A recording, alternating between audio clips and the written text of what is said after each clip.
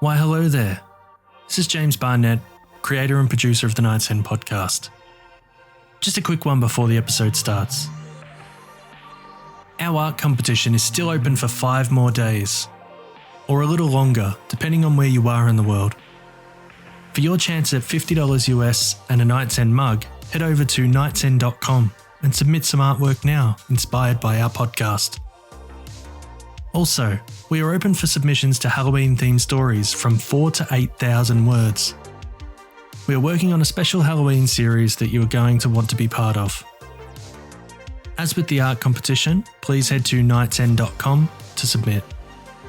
Lastly, we released a horror-themed apparel line about a month or so ago called Stay Horrific. There are some great designs that are available on t-shirts, tanks, socks, dresses, bikinis, and mugs. Head to stayhorrific.com to check it out. Prices listed are in Australian dollars. And that's all. Thank you for listening and your ongoing support. Enjoy the episode.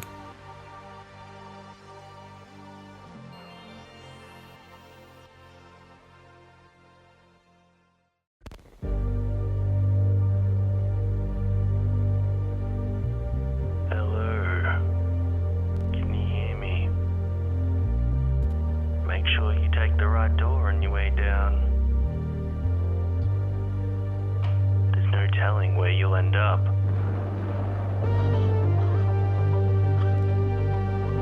Can you make it through? To the Night's End. I'll see you soon.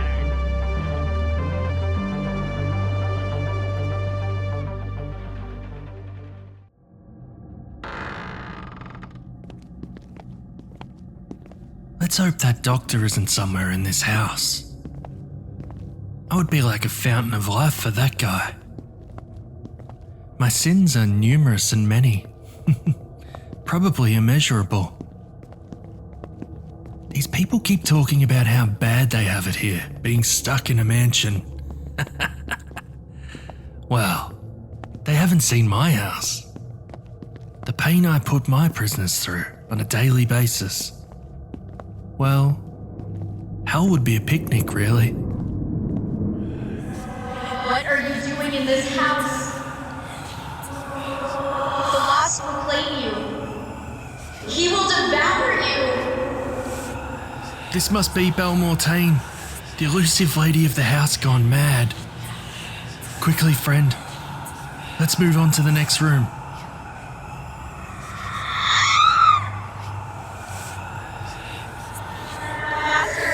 They're here. You cannot leave this place. You will nourish the lost. Come on, friend. The door over there is open. Run.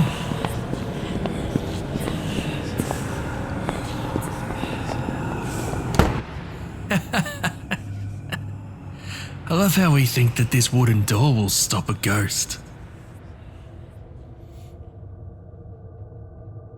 Well, it seems to have worked either way. She's gone. What's here in this room? I can't see a thing.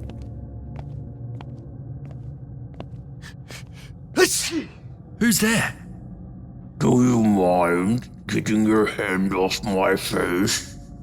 Oh, I'm sorry. I didn't know anyone else was in here. Well, here is not where we are supposed to be. Friend, light that candle.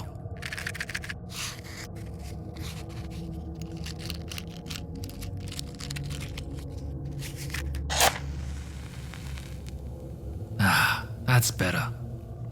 Oh, a couple of gargoyles, eh? Yes, but not where we are supposed to be. We once sat proud on either side of the front door. Now we've been relegated to this dank room. Who took you down? The lost devours all. The lust devours all. The butler took us down. He drained our power for his own use and to prevent us from stopping his plan. We were once proud guardians of this place. Malik certainly hasn't been making any friends here, has he? You guys haven't seen an elevator, have you? Only once you have witnessed all the tales. May the exit appear for the way out. A way out for you. And us. And everyone. When the lost is vanquished. Whoa. Heavy. Finally some useful information though, isn't it, friend? I've my own things to vanquish at home, but if we have to do it here to get back home, let's do it. Witness them all.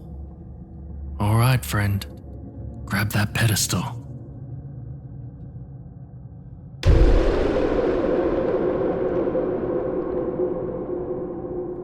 Gargoyles of the Abbey. Written by Matthew Wilson. Narrated by Xander Swag.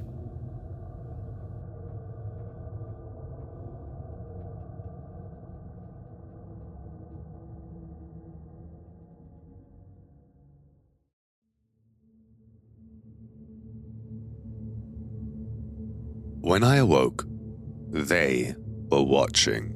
The penguins. Since my ship had been sunk in enemy action, I could have believed I'd drifted to the southern seas, but then the morphine cleared from my eyes and I realized the smiling woman in black and white garb were nuns. Reassuring sunlight poured in through the ivy-colored Abbey windows, and the reflection of the bright, bleached, polished ward floor hurt my head. I tried to sit up, and then I realized that was a mistake. The nun motioned for a bucket, but I didn't puke. The inner sanctum of the Abbey had been transformed into a hospital unit filled with determined women of God who had rolled up their sleeves to do their bit and save as many silly men as they could who had signed their names on the dotted line, desperate to kill themselves and each other. Do you speak English? I asked. Mother had brought me up to be a gentleman, so I didn't speak aloud of my dislike of nuns. One woman watched me with her green, cat-like eyes, smiling awkwardly when I talked, and then returned to soaking bandages and Bactine when I stopped. No English, huh? I lamented. Was she from the enemy nation? Had they overtaken my land as their leader had promised? Or had the little deer taken a vow of silence? I jumped when one of the other 10 men lying in bed, some with broken legs raised in plaster, screamed out and knocked a tray from the bed. If not for the drugs, how was I to sleep in such a hustle and bustle place? I remembered the shells of no man's land and explosions that had given me the shakes. I would not freak out now. I forced my mouth into a smile and tried to nod. The nun pushed me back down into the bed and nodded back with greater ease. She closed her eyes with a dramatic flare, and I figured that she wanted me to sleep. She tilted her head as if sleeping, and I nodded again. I'll try, I said as she stood and took her leave. But how could I sleep? Before he had a hole blown into his face, my captain had told me that German soldiers were the thing I should fear most. But it was not. It was nuns. But at least I had a good reason. I was young when it happened. When Mom chose another man over me and left me in the care of some local nuns. I wasn't Catholic or religious, but at every opportunity, they tried to beat their love of God into me. They struck me for slacking in class, for saying my prayers wrong, and even for leaving streaks as I cleaned the orphanage windows. The bruises had long ago healed, but not the emotional ones. The women here were doing a wonderful thing, risking their lives to help strangers, and I was truly grateful. I wondered how they could pay for it. Wars left normal people penniless. Most people back home were hungry and struggled to fill a plate with a meal. Nuns weren't normal. I told myself to stop thinking back, but still I could not shake off my apprehension. Especially when my dead captain shook me awake that first night and said we had to leave. Tony! I snapped awake in the chilly light of a gibbous moon and recoiled from the hole in his face as he stood over me, grinning like a boogeyman coming to take a naughty child away. I have been good, sister. Honest. Whack. These nuns are gonna kill you, Tony! The night was dark and had weight. When I tried to sit again, it felt like the captain's hand was on me, heavy and suffocating. Cap? He had lost his beauty. Shush! He cooed, like a lover coming for a midnight kiss. You want people to think you're nuts. I tried to hide my disgust as I could see his mangled teeth roll like discarded bullets in his mutilated mouth, his purple pulsing brain still throbbing with robbed life. He had warned me about smoking in the trenches. There were always snipers out there making their name, eager to put 9 grams of lead in a captain's head. Cap, I hate to tell you this, but you're dead, I whispered and tugged at the vein in my arm. How much morphine had they given me? These women are helping me. They're nuns. Captain shook his head determinedly, spraying the polished floor with fetid brain juice. How long had he been exhumed from his unmarked grave in no man's land? The soil staining his clothes seemed poisoned.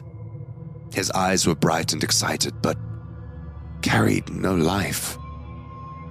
I have to get you out of here, Tony. I looked at the mess on the floor and rolled away from him. Leave me alone, you're dead, I said, and closed my eyes. Hopefully, the nightmares would leave my system when the morphine did. Tomorrow would bring more reassuring sunlight and the smile of a good woman bringing me hot soup. But when I opened my eyes a few hours later, it brought me a nun, tutting, displeased as she soaked a rag from a water bucket and dropped to her hands and knees. I didn't need to understand her language to recognize her frustration as she cleaned. I also would have asked her how such a mess ruined her hospital floor as well. But if I had known, I certainly wouldn't have told either. Over the following days, the nuns gave me pens to write my name, but they could not understand my requests for English newspapers or to answer my questions. I figured that I had washed up on a neutral shore.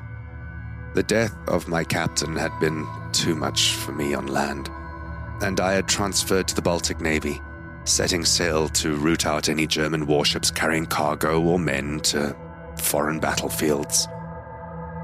Still, the ghost of my captain followed me. Sometimes I heard his footsteps on those lonely metal catwalks.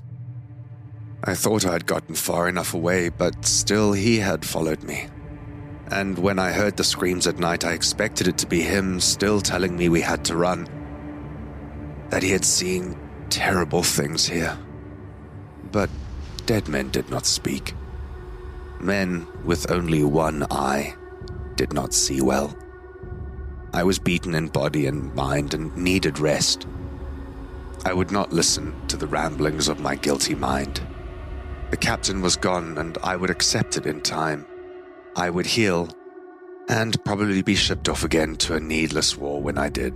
I closed my eyes and tried to sleep again. Tried to tell myself that hospitals were normal places for the screams of tortured men. It was the 4th night when I saw them, when they thought I was sleeping and surrounded a fellow in a bed opposite mine. Clustered in a group like penguins protecting some egg in the center, they watched the sleeping soldier in the moonlight. And then, on some secret signal, one raised a pillow and brought all her weight down upon his head, smothering his screams. The other woman threw their arms around his limbs, bounding him and carrying him above their shoulders like some football coach who had seen them through every game and deserved celebrating. The man tried to scream as they carried him to a door at the end of the hospital ward, but still one covered his mouth. No other patient chanced to be awake. None took notice of his absence the following morning. When I asked my questions, the nun with green eyes smiled without understanding. Instead, she put a bowl of rabbit stew on my lap and indicated that I eat to keep my strength. If anyone saw the fellow the nuns carried out that night, then I never heard of it. I was pleased when the other patients started going home, though I never saw them get up and walk out the door. I just assumed they'd gotten better and been discharged. Then, at night, the angel and the gargoyle statues in the Abbey walls laughed at me. Tony, I learned you better than that. You know what they're doing to men here? Go away, you're dead, I said in the heavy dark, but didn't open my eyes. One day, too, I would get well and be discharged. Maybe I could see my family again like they had. My uncaring mother who had turned her back and run out on me because I was unworthy of love. The captain took my hand and gave it a little shake. You can be angry at me for going away, but you have to listen to what I say, the captain said. He had left me like everyone. But I would be brave now and normal, as the law demanded. Maybe there were worse things than hallucinations wrong with me. Tony, you're not wrong and you're not stupid. We have to get out of here. I opened my eyes and, squinting in the low light, saw that only 5 men remained in the ward. So much good news.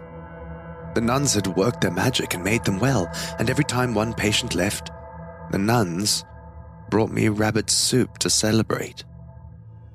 Sometimes there were hard bits in the soup. Bullets not yet cut out of injured men. Tony!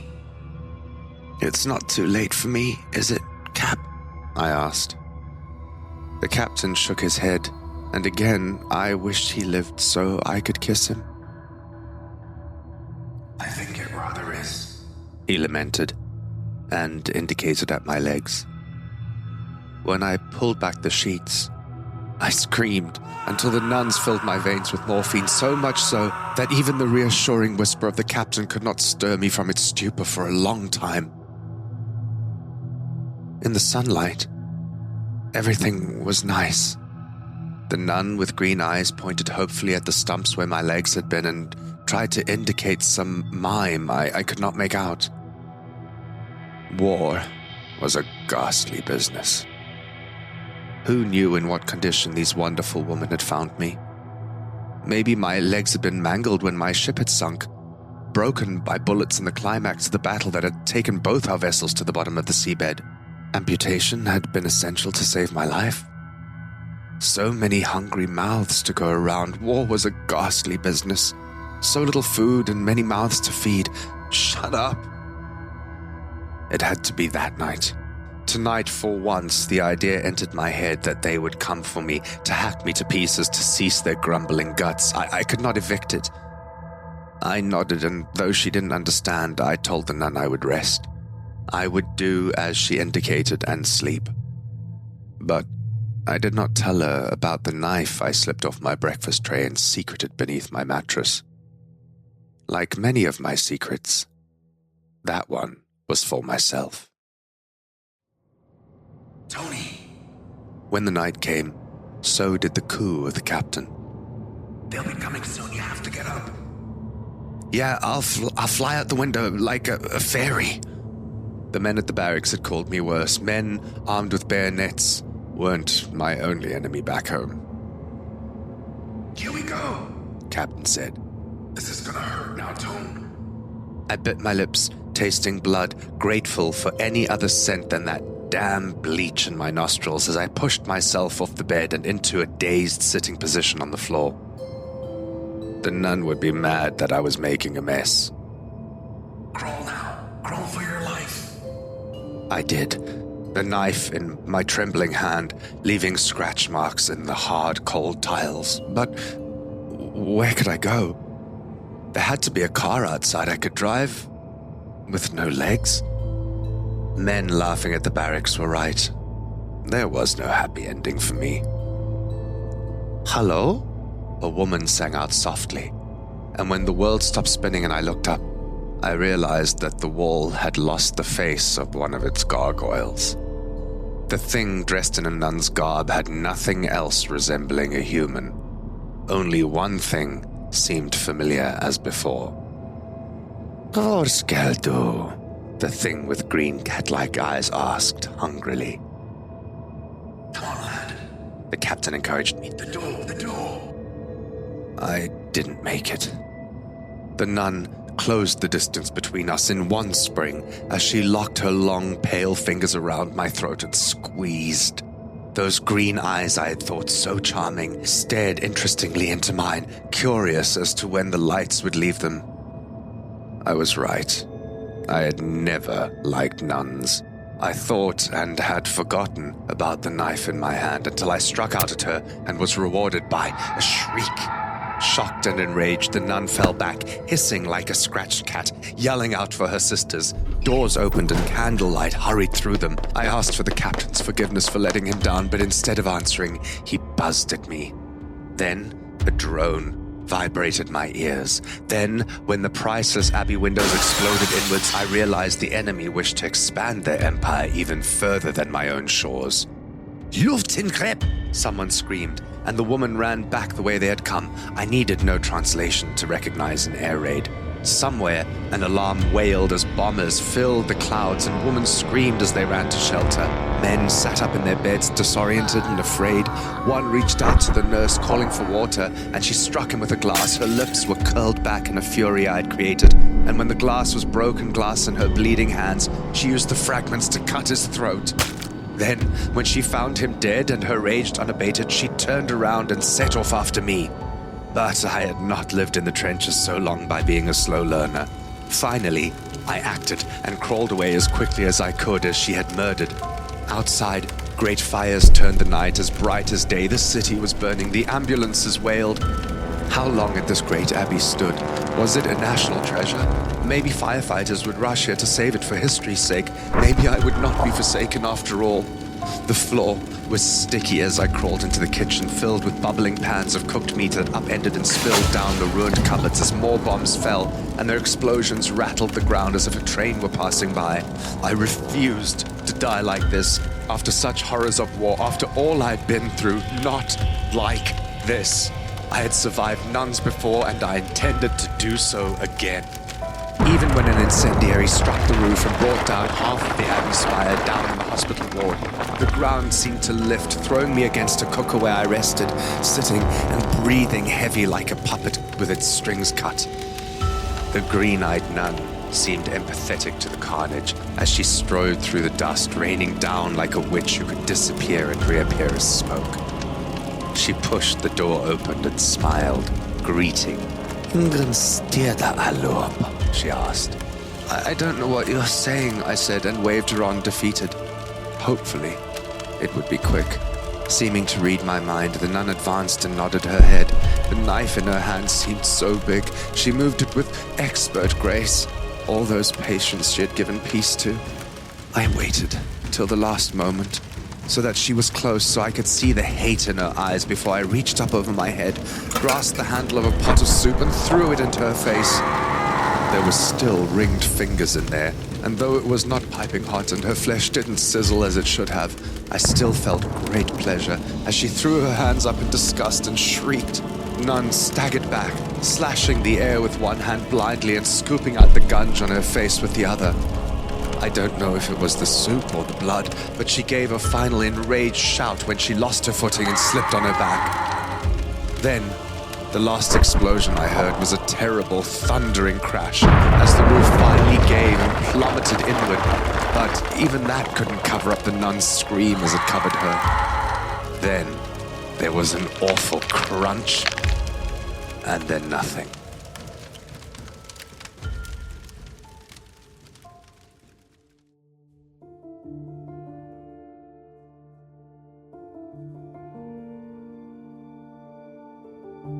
To be honest, I don't mind the German nurse. When you're determined to conquer other lands, you put your money behind your war machine, and after the rescuers heard me gibbering in English and handcuffed me to the bed here, there was enough vegetable soup for all. What harm can a legless man do? In line with the Geneva Convention, they let me write letters to the captain's family, and being an actual hospital, there are no gargoyles on the wall. I pick up German phrases, but English newspapers are still forbidden. But I'm sure the war goes well for my side. It can only be a matter of time until I'm rescued. At night, the captain still holds my hand, but there is no fear in his voice now. Perhaps I can get a happy ending after all.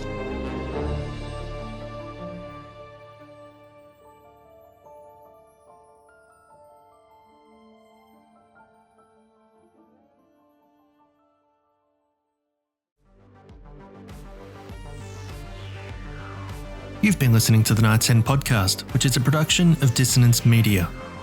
Gargoyles of the Abbey was written by Matthew Wilson. To get in touch with Matthew and check out his other work, follow him on Twitter at Matthew94544267. Narration was performed by Xander Swag from the Xander and Stone podcast, a science and supernatural podcast where they talk about all things weird. Just search Xander and Stone wherever you get your podcasts, or head over to www.xspodcast.com. Or you can follow Xander's personal Instagram account at XanderSwagOfficial. Belle Mortaine was performed by Alexis Whiteside. To connect with her, check out her linktree at Lexi5421. Gargoyle number 1 was performed by Eric Carrier from the Prairieland Paranormal Podcast, a podcast about all things weird and strange. Search for them wherever you get your podcasts, or go to prairielandparanormalpodcast.com. Jimmy Horrors and Gargoyle number 2 was performed by James Barnett. This episode was edited and produced by James Barnett. Thanks for listening, and as always, stay horrific, everyone.